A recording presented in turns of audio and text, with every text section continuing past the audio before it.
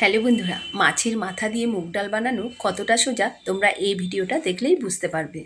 প্রথমে আমি এখানে ভেটকি মাছের মাথা একদম লাল লাল করে ভেজে তুলে নিলাম। এখানে চাইলে তোমরা রুই মাছের মাথাও নিতে পারো।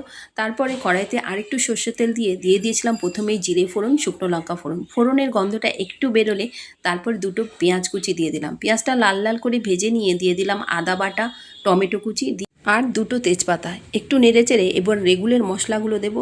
হলুদের গুঁড়ো, লঙ্কার গুঁড়ো, জিরের গুঁড়ো, পরিমাণ মতো নুন দিয়ে ভালো করে মশলাটা কষিয়ে নেব।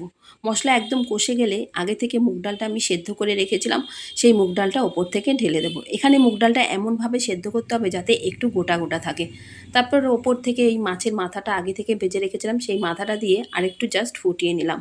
তারপর নেড়েচেড়ে দেখো একদম রেডি হয়ে গেছে। এবার একটু কিশমিশ দিয়ে দিলাম ওপর থেকে একটু ঘি, একটু চেরা কাঁচা লঙ্কা আর ধনেপাতা দিয়ে গরম মশলা দিয়ে ব্যাস নামিয়ে নিলাম। রেডি হয়ে গেল মাছের মাথা দিয়ে মুগ ডাল।